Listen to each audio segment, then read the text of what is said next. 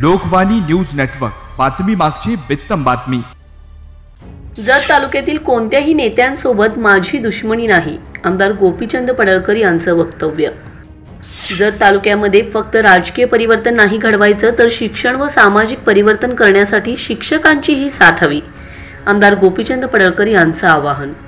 आजचा हा कार्यक्रम फक्त सन्मानांचा नसून तुमच्या समस्या सोडवण्याचा कार्यक्रम, डॉक्टर रवींद्र आरळी यांची माहिती।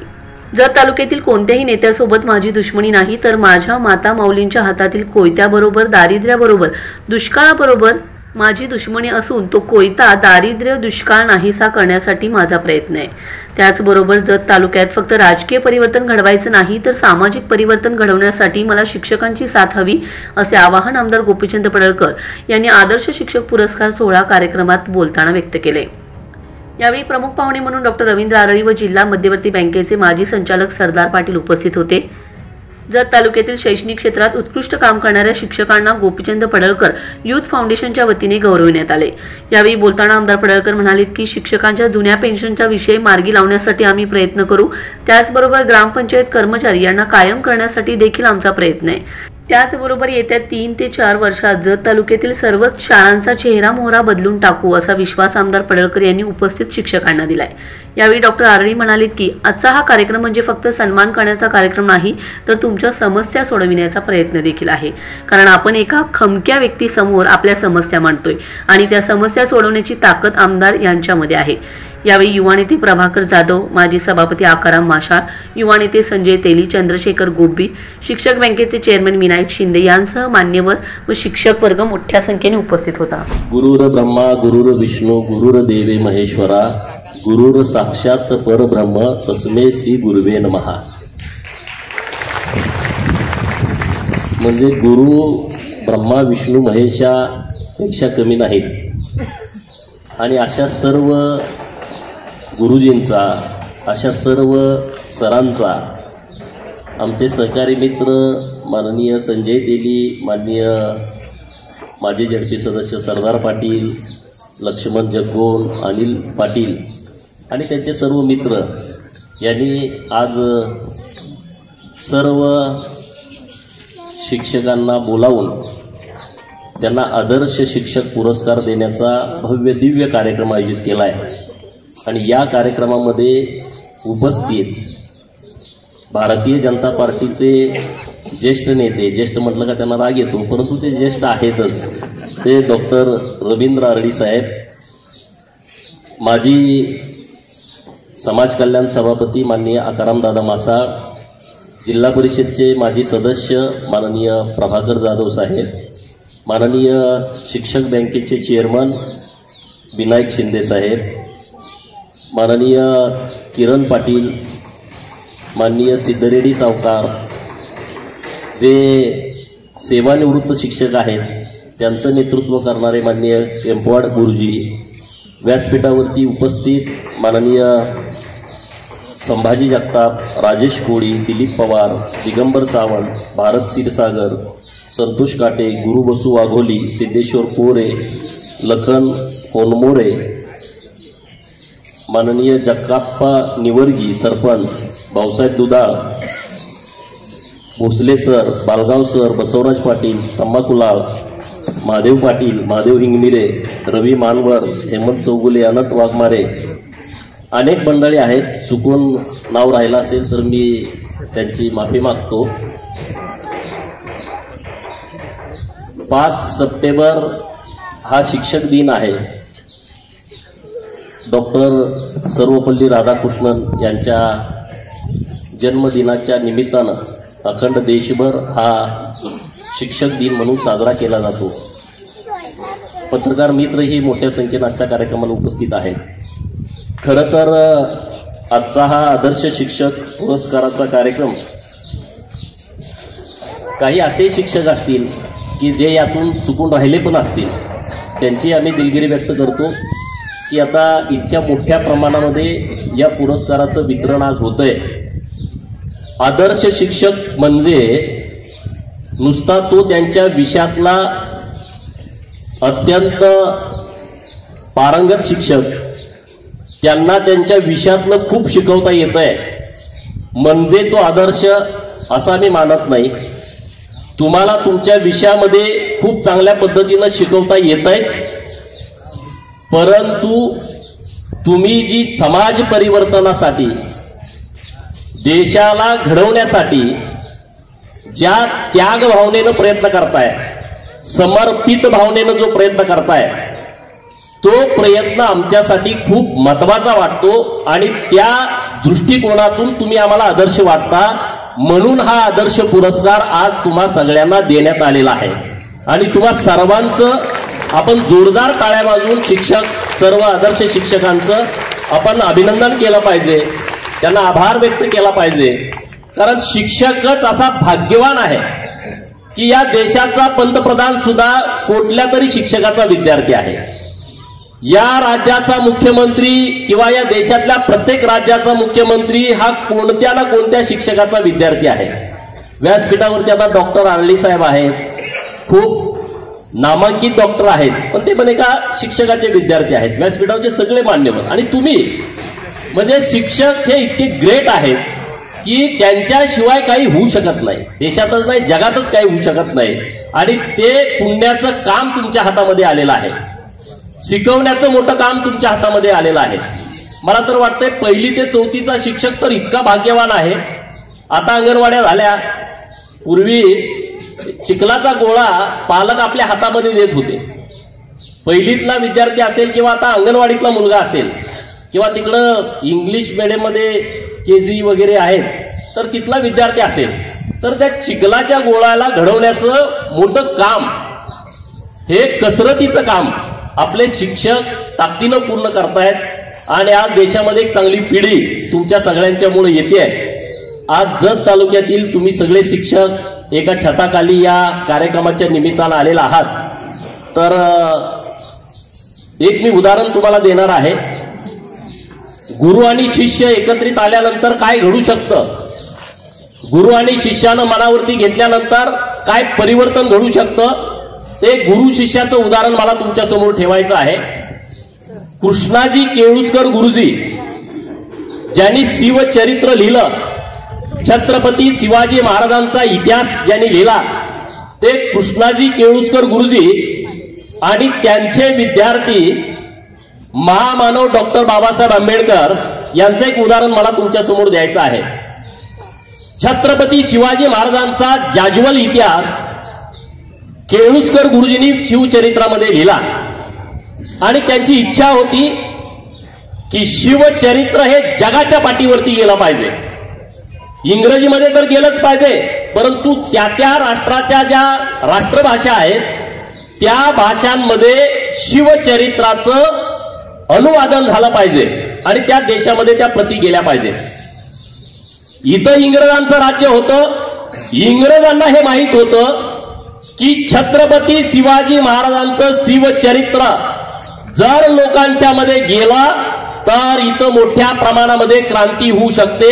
हे इंग्रज ओळखून होते आणि इंग्रजांनी सार्वजनिकपणे या देशामध्ये शिवचरित्र विकलं जाऊ नये त्याच्यावरती बंदी घातली होती. आणि केळुसकर गुरुजींनी शिवचरित्र हे लिहिलं, त्याच्या प्रती छापल्या, त्यांनी त्यांचं घर गहाण ठेवलं. त्यांच्याजवळ काय किडूक मिडूक होतं, सोनं नाणं काय होतं ते त्यांनी गहाण ठेवलं. तरी सुद्धा शिवचरित्राच्या प्रती विकल्या जात नव्हत्या. शिवचरित्र बाहेरच्या देशामध्ये पाठवायचं आहे ते त्यांच्याकडून स्वप्न पूर्ण होत नव्हतं. केळुसकर गुरुजी आणि डॉक्टर बाबासाहेब आंबेडकर एकदम लहान होते.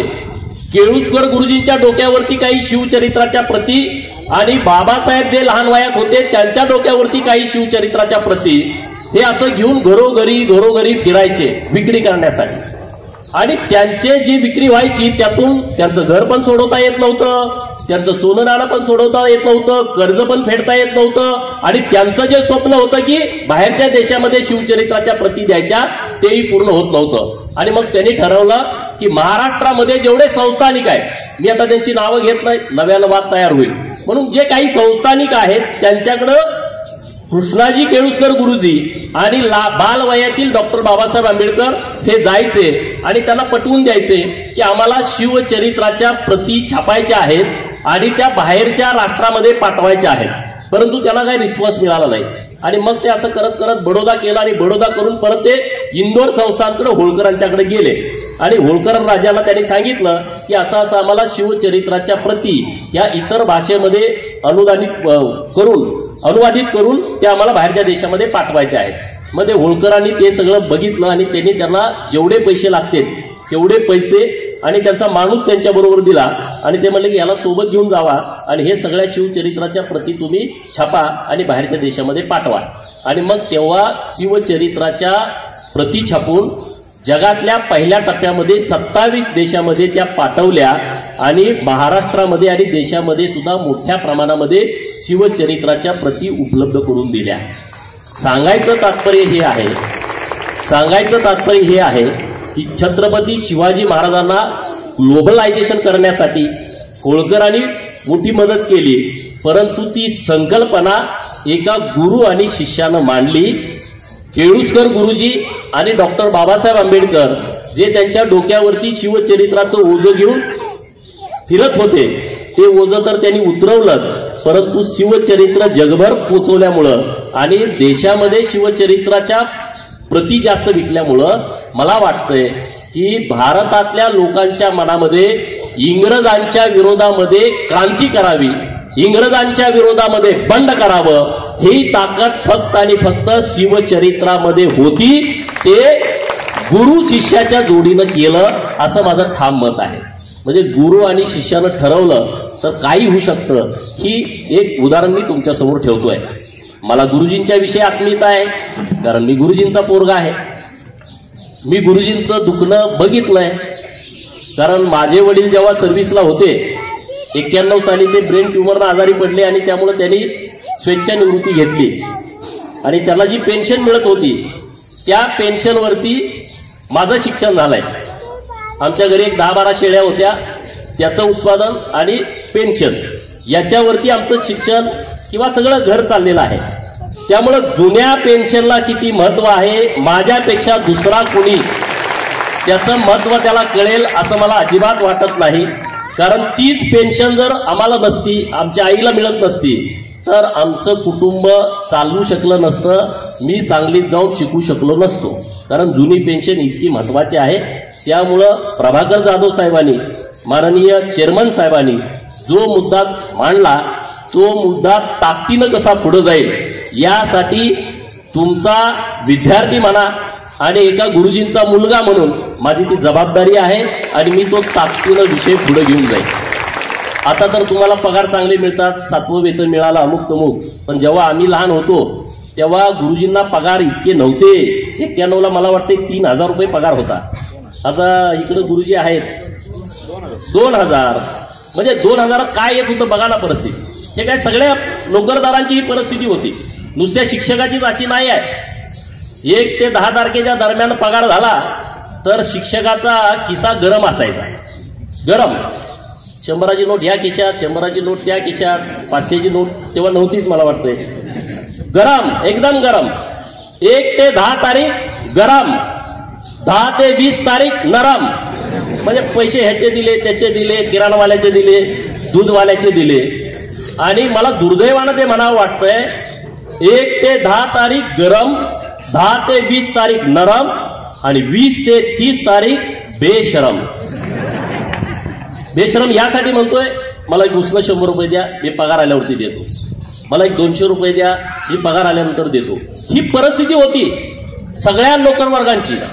आता परिस्थिती बदलले, हे जे 7वं वेतन आलं, अन्य काही बागायचा भत्ता, अमुक भत्ता, तमुक भत्ता, तरी सुद्धा ज्या काही आपल्या अडचणी आहेत त्या सोडवण्यासाठी एक विधान परिषदेचा सदस्य म्हणून मी प्रामाणिकपणे प्रयत्न करेल।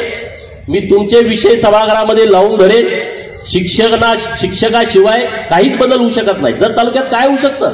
इतका मोठा दुष्काळ, पिढ्यानपिढ्याचं दारिद्र्य, इथल्या विद्यार्थ्यांच्या मनामध्ये शिक्षकांनी एक क्रांतीची ज्योत पेटवली। आज मला अभिमान वाटतो की जत तालुक्यातला विद्यार्थी ज्या क्षमतेनं, ज्या ताकदीनं, कारण मी एमजी होटेलला राहिलेला विद्यार्थी आहे, जत तालुक्यातले सगळ्यात जास्त विद्यार्थी हे एमजी होटेलला सांगलीमध्ये राहतात आणि आज मला जेव्हा भेटतात तेव्हा ते वेगवेगळ्या क्षेत्रामध्ये त्यांनी नाव कमावलंय, त्यांनी पोस्ट मिळवली आहे, अशा वेगळ्या स्टेजला गेलेले आहेत. याचं सगळं श्रेय हे जत तालुक्यातल्या शिक्षकांना जातं की वेगवेगळ्या क्षेत्रामध्ये आता जत तालुक्यातली मुलं सक्सेस झालेली आहेत. मी जेव्हा मंत्रालयामध्ये जातो, पहिल्या मजल्यावरती कोणतर पोलीस भेटतो, तो म्हणतो मी जजचा आहे. दुसऱ्या मजल्यावरती कोणतरी भेटलं की मी बांधकाम खात्यामध्ये या पोस्टला आहे.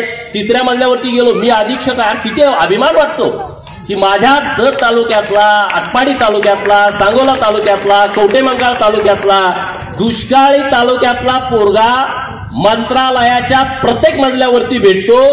विधानसभेचं, विधान परिषदेचं जेव्हा अधिवेशन असतं तेव्हा सगळे बॉडीगार्ड, सगळे पोलीस अधिकारी ते सांगतात मी या गावचा आहे, मी त्या गावचा आहे. अरे म्हणलं आता तुम्ही सगळं मंत्रालय आणि विधान भवन ताब्यात घेतलंय, याच्यापेक्षा दुसरा आनंद काय असू शकत नाही. दुसरा याच्यापेक्षा आनंद नाही. आणि त्याचं सगळं श्रेय फिरून कुठे येते? शिक्षकापर्यंत येत आहे. फिरून ते श्रेय सगळं शिक्षकांच्यापर्यंत येत आहे. त्यामुळं शिक्षकांच्या विषयीची एक वेगळी आस्था, शिक्षकांच्या विषयी वेगळं प्रेम हे नुसतं भाषणात व्यक्त करण्यासाठी नाही, हे आमच्या नसानसामध्ये आहे, हे आमच्या मनामनामध्ये आहे. आणि म्हणून उपस्थित असणाऱ्या सगळ्या शिक्षकांना, ज्यांना आदर्श शिक्षक पुरस्कार मिळाला, त्यांचं मी विशेष अभिनंदन करतो. तुमची जबाबदारी वाढतीये, कारण आपल्याला या तालुक्यामध्ये नुसतं राजकीय परिवर्तन नाही करायचं. जत तालुक्यामध्ये आपल्याला नुसती राजकीय भूमिका नाही घ्यायची, तर आपल्याला जत तालुक्यामध्ये शिक्षणामध्ये मोठं परिवर्तन घडवायचं आहे. जत तालुक्यामध्ये लोकांच्या मध्ये मोठं आर्थिक परिवर्तन घडवायचं आहे. आणि जत तालुक्यामध्ये सामाजिक परिवर्तन घडवायचं आहे. आणि ते परिवर्तन घडवण्यासाठी मला शिक्षकांची साथ हवी आहे, तुमचा आशीर्वाद हवा आहे, तुमचा पाठिंबा हवा आहे. शिक्षकांच्या पाठिंब्याशिवाय काही होऊ शकणार नाही. देणार की नाही? आवाज येत नाही.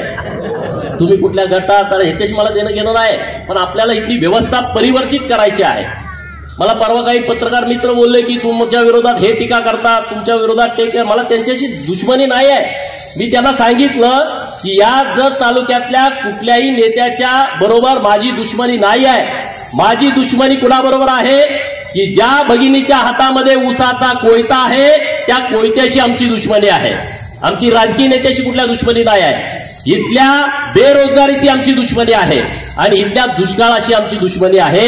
आणि मी तुम्हाला विश्वासानं सांगतो, संजयराव तेलींचं नाव घेतलं प्रभाकर जाधव साहेबांनी, की उमदी गावातल्या शेतकऱ्यांनी एका दिवसामध्ये उमदी गावाला लागून 2000 एकर क्षेत्र हे MIDC करण्यासाठी दिलं.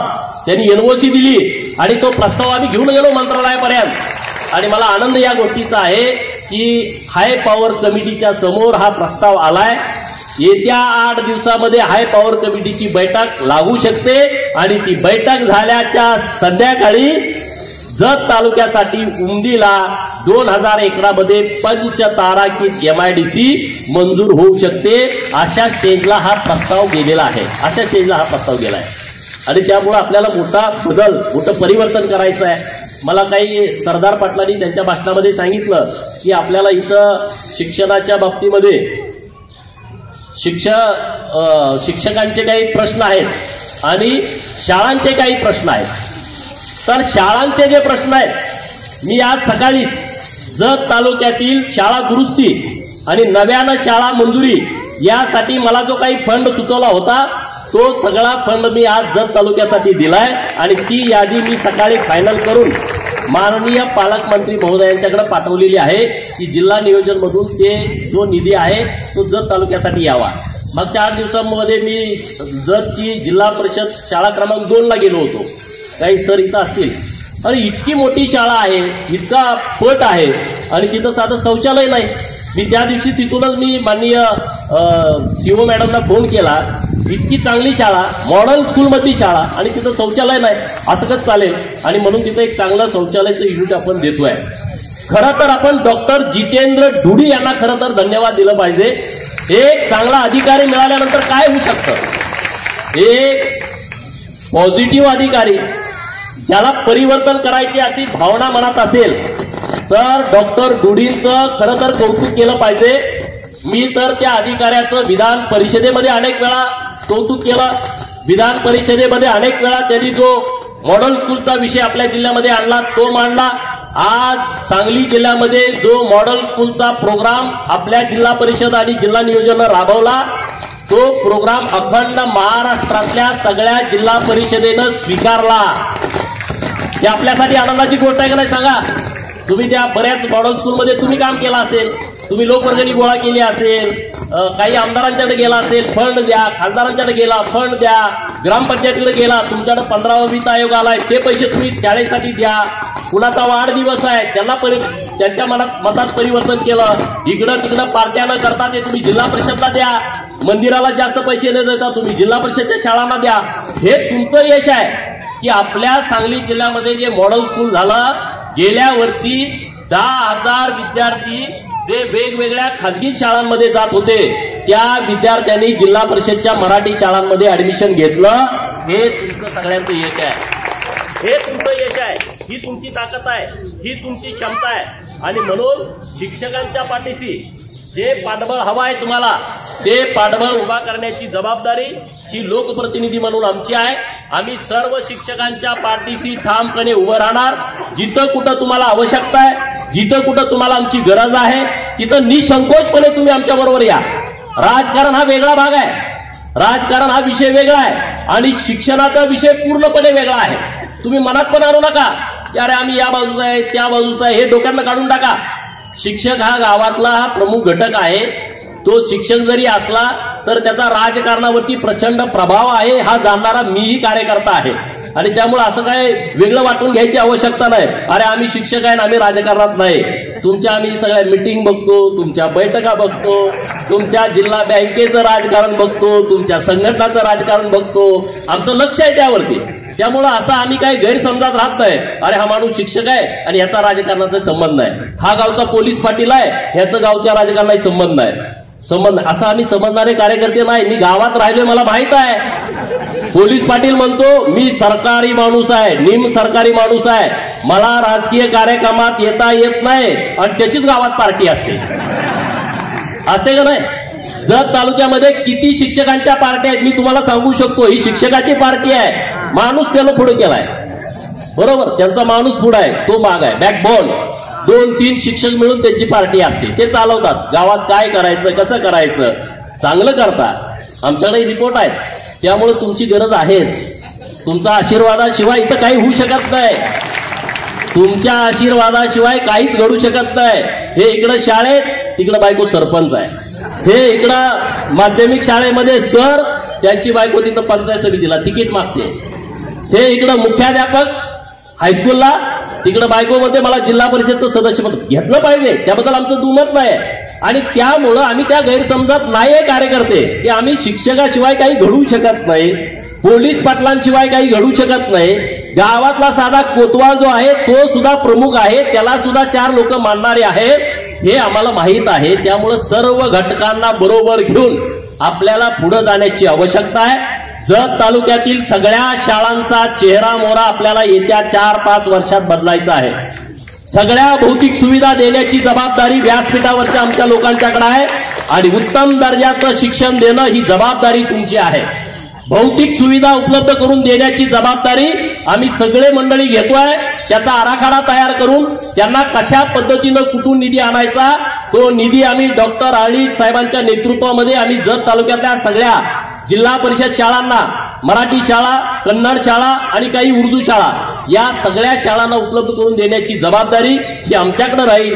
पण चांगली पिढी तुम्ही घडवताय, ती पिढी आणखी दर्जेदार कशी घडेल, महाराष्ट्रात आणि देशामध्ये ती पिढी कशा ताकदीनं पुढे जाईल याची सर्वस्वी जबाबदारी ही शिक्षकांच्या वरती येऊन टेपलेली आहे. तर तुम्ही तुमचं वैयक्तिक काम असेल, तुमच्या संघटनेचं काम असेल, पूर्ण शिक्षकांचं काम असेल, काही लोक बाहेरून आपल्या तालुक्यामध्ये आहेत, विदर्भातले असतील, मराठवाड्यातले असतील, खानदेशातले काही शिक्षक असतील जे नोकरीच्या निमित्तानं इथं आलेले आहेत, त्यांना काही अडचणी असतील, कुठला अधिकारी तुम्हाला हॅरेसमेंट करत असेल कारण नसताना, होऊ शकतं तसंही काही असेल तर तुम्ही बिनधास्त सांगा, काही काळजी करू नका. जो कुणी चुकीच्या पद्धतीनं अधिकारी तुमच्यावरती अन्याय करत असेल, तुम्हाला त्रास देत असेल तर तुम्ही मला हक्कानं सांगा. त्या अधिकाऱ्याला नीट करायची जबाबदारी ही माझी आहे, त्याबद्दल तुम्ही अजिबात चिंता करू नका. अजिबात चिंता करू नका. परंतु मला जिल्हा परिषदच्या सीओना धन्यवाद द्यायचा आहे. त्यांनी ज्या काही बदल्या केल्या खूप चांगल्या पद्धतीनं त्यांनी यंत्रणा राबवली. काही लोकांच्या किरकोळ गैरसोयीच्या बदल्या झाल्या असतील तर त्याही त्यांनी बदल करण्याचा प्रयत्न केला. काही बदल करून दिलाय, काही राहिले असतील तर तो आपण करून घेऊ. 30,000 शिक्षकांची भरती प्रक्रिया सुरू आहे. सरांनी जो चेअरमन साहेबांनी विषय मांडला की शिक्षक कमी आहेत आमच्याकडं, तर 30,000 पहिल्यांदा असं घडतंय. पोलिसांची भरती मोठ्या प्रमाणात राज्य सरकारनं काढली, ती बऱ्यापैकी पूर्ण होत आली आहे. शिक्षकांची पोर्टलच्या माध्यमातून, पवित्र पोर्टलच्या माध्यमातून शिक्षक भरती सुरू आहे. जवळपास 22,000 शिक्षकांच्या भरतीची प्रक्रिया पूर्ण झाली आहे आणि राहिलेली शिक्षक भरती सुद्धा होते आहे. काही रोस्टर घोटाळा, बिंदू नामावलीमध्ये घोटाळा झाल्यामुळं एक मोठा विषय राज्य लेवलला सुरू आहे आणि मला वाटतंय सोमवारी त्याची बैठक लागतेय. मी सातत्यानं त्या विषयावरती पाठपुरावा करतोय की कुणावरती कसला अन्याय होऊ नये आणि ज्याच्या त्याच्या पद्धतीनं ज्याला त्याला न्याय मिळाला पाहिजे अशा पद्धतीचा प्रयत्न जो रोस्टर तपासले गेलेले आहेत ते लोकांचं काय म्हणणं आहे की तो चुकीच्या पद्धतीनं तपासला गेलाय, तर त्याच्यासाठी सुद्धा आपण दुरुस्तीच्यासाठी प्रयत्न करतोय. तर सगळं व्यवस्थितपणे होईल, त्याबद्दल तुम्ही अजिबात चिंता करू नका, अजिबात काळजी करू नका. विद्यार्थ्यांच्या बाबतीमध्ये सुद्धा सरकारनं खूप चांगले निर्णय केलेले आहेत. आपल्या शिक्षण सेवकांच्या मानधनामध्ये किती मोठा निर्णय केला, किती महत्वाचा विषय होता. अरे एखादा शिक्षक जर तो शाळेमध्ये शिकवतोय त्याला मानधन जर तुम्ही 5 आणि 6,000 रुपये देणार असाल, 10,000 रुपये कसं होईल? तो शरीरानं शाळेत असेल पण त्याच्या घरी जर काही अडचण असेल तर त्याचं लक्ष तिकडेच राहील ना, शाळेमध्ये कसं राहील? आणि म्हणून सरकारनं शिक्षण सेवकाच्या बाबतीमध्ये सुद्धा खूप चांगला निर्णय घेतला. ग्रामसेवक जे कंत्राटवरती आहेत त्यांच्या बाबतीमध्ये सुद्धा खूप मोठा निर्णय सरकारने घेतला. अंगणवाडी सेविकांचं मानधन वाढवलं, पोलीस पाटलांचं मानधन वाढवलं, कोतवालांचं मानधन वाढवलं, मदतनीसांचं मानधन वाढवलं. अंगणवाडी सेविकांची नव्यानं भरती, मदतनीसांची नव्यानं भरती, पोलीस पाटलांची नव्यानं भरती, कोतवालांची नव्यानं भरती.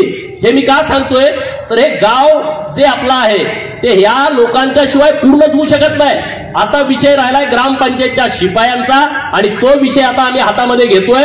ग्रामपंचायतच्या शिपायाला सुद्धा योग्य न्याय मिळाला पाहिजे यासाठी आता आम्ही सरकारचा पाठपुरावा करतोय.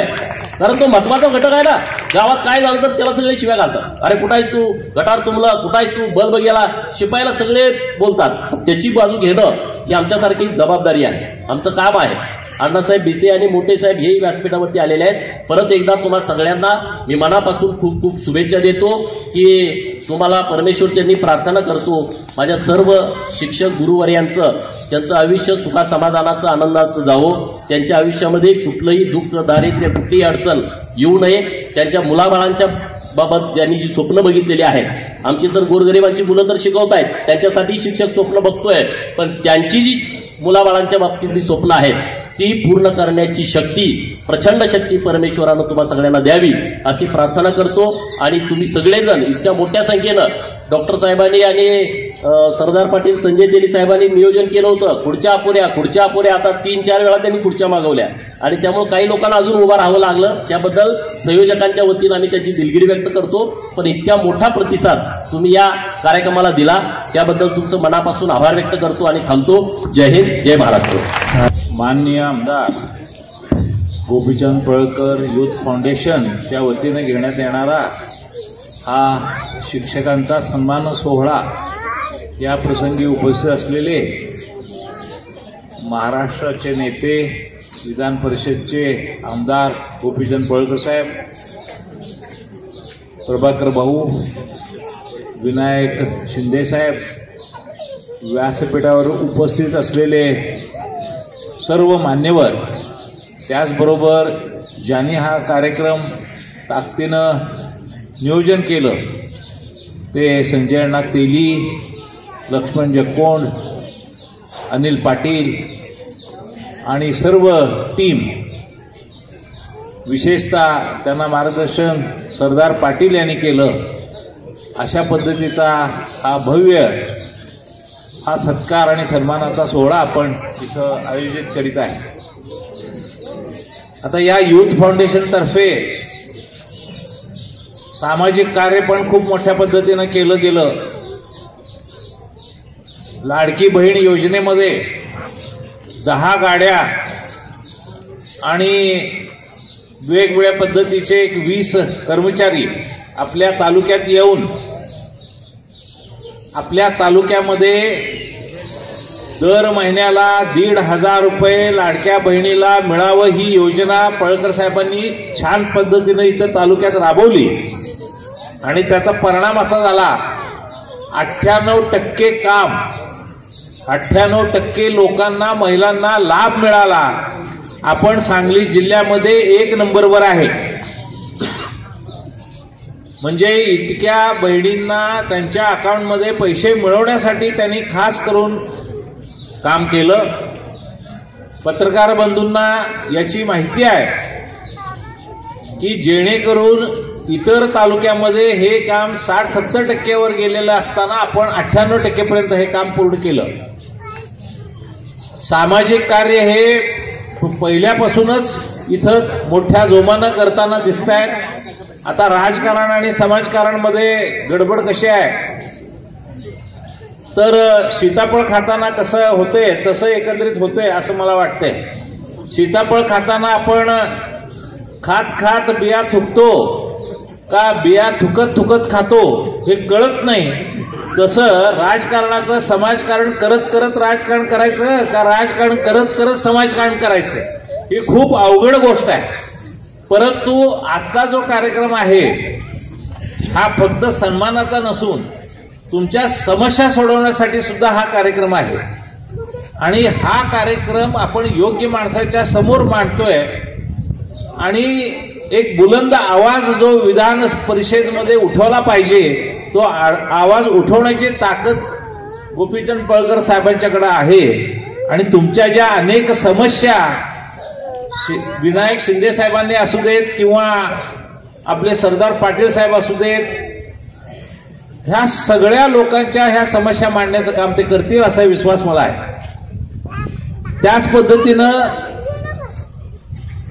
ज्या पद्धतीची डेव्हलपमेंट आपल्या तालुक्यात अपेक्षित होती 100 कोटीच्या वरचा निधी आणण्यापासून अनेक सभागृह सभा मंडपांना निधी उपलब्ध देण्यापासून गुड्डापूर दानम्मा देवी येथे 5 कोटीचा निधी तिथल्या डेव्हलपमेंटसाठी त्यांनी खास करून आणला.